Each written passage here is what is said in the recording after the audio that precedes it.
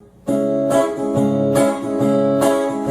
que tem medo de chuva, eu sei que não é de papel, muito menos feito de açúcar, ou algo parecido com mel.